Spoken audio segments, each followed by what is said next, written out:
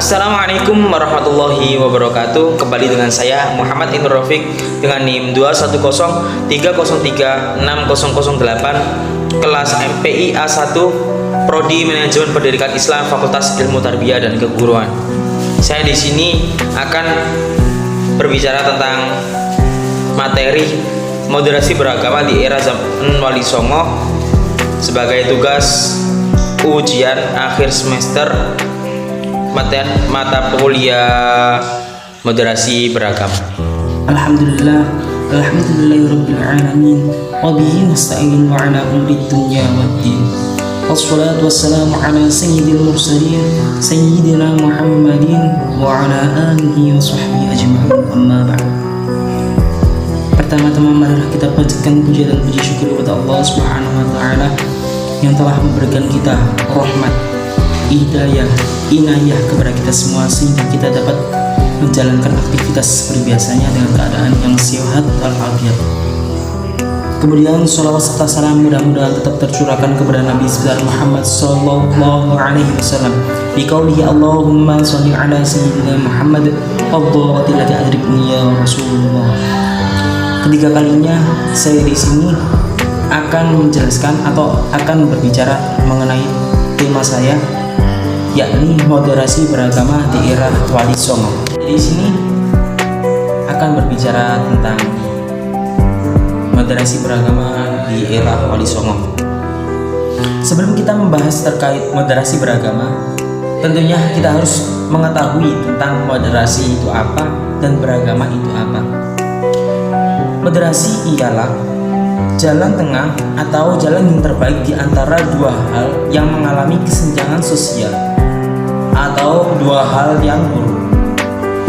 Jadi yang dimaksud dengan moderasi ialah itu apabila ada dua jalan yang mana jalan tersebut itu berbeda, dan untuk menyatukan dua jalan tersebut itu perlu diadakannya moderasi, yakni menemukan satu jalan tengah untuk menyatukan di antara kedua perbedaan tersebut. Kemudian kita membahas tentang moderasi beragama.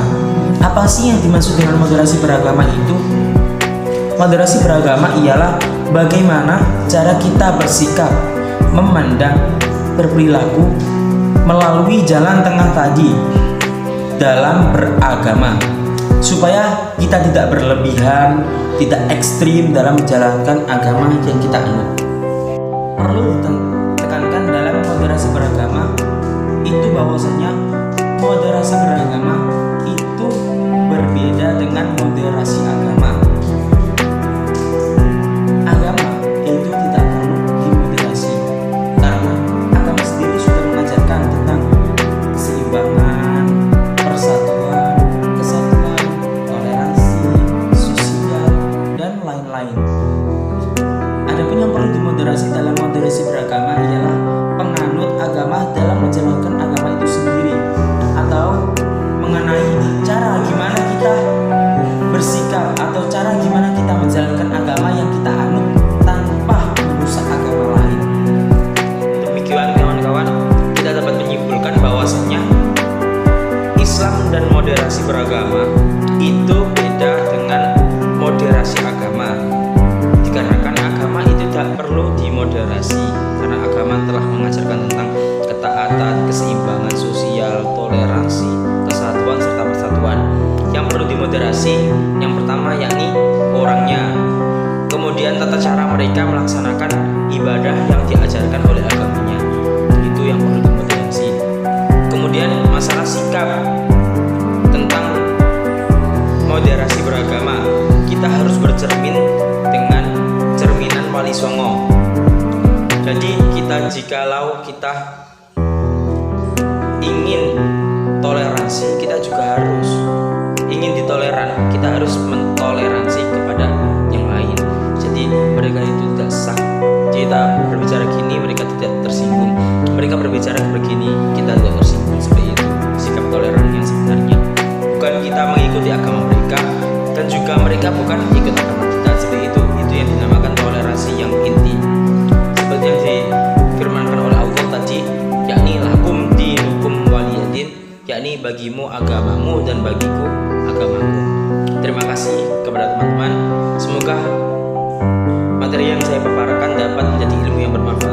demikian saya akhiri, wabillahi taufiq wal hidayah wa ridha wal inayah. Wassalamualaikum warahmatullahi wabarakatuh. Wali-wali Allah tersebut itu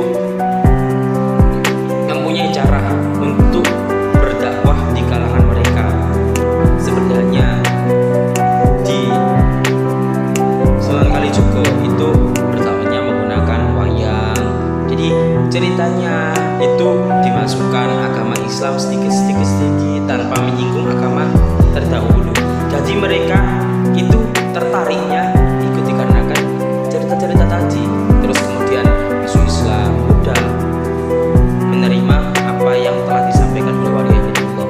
Dikarenakan mereka telah dikaruniai oleh Allah sifat kecerdasan dan juga sifat moderat, toleransi dalam beragama yang tinggi, sehingga mereka dapat mudah memasukkan agama Islam di tanah Jawa.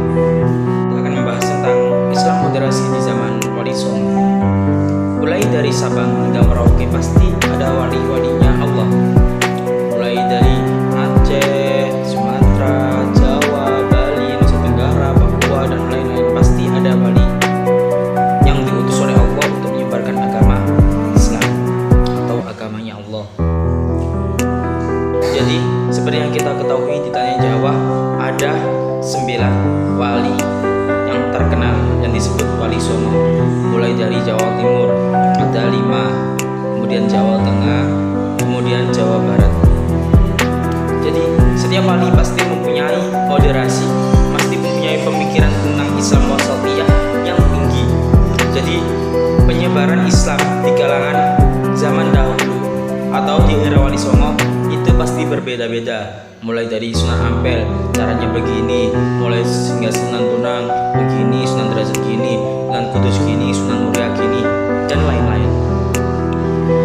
Semisal contoh dari Sunan Kudus memuliakan sapi untuk berdakwah.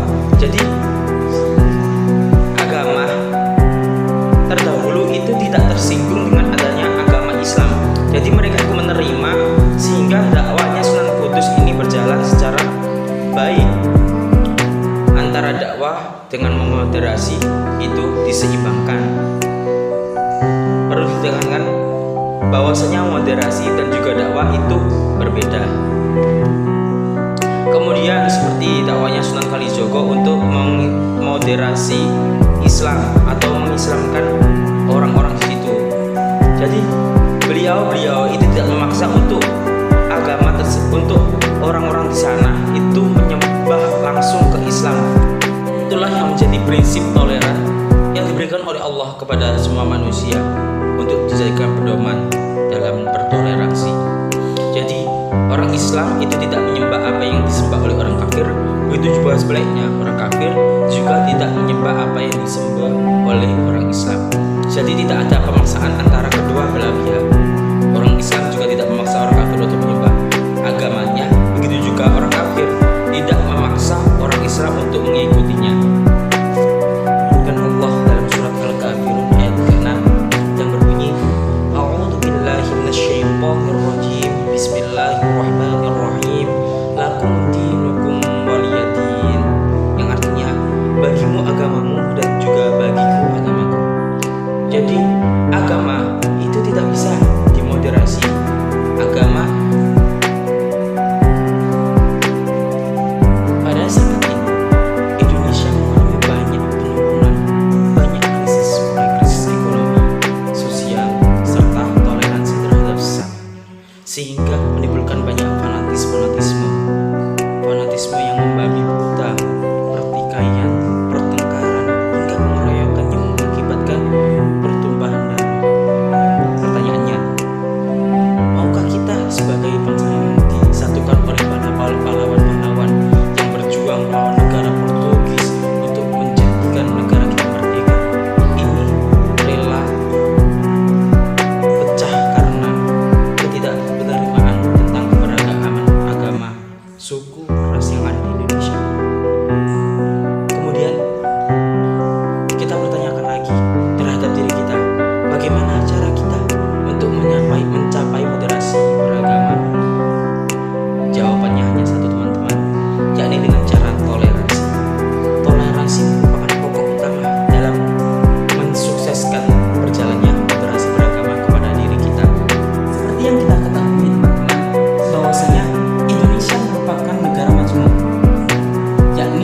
negara yang berbeda-beda dan juga banyak, mulai suku bangsa, budaya, bahasa, ras, serta agama. Yang mana perbedaan tersebut itu disatukan menjadi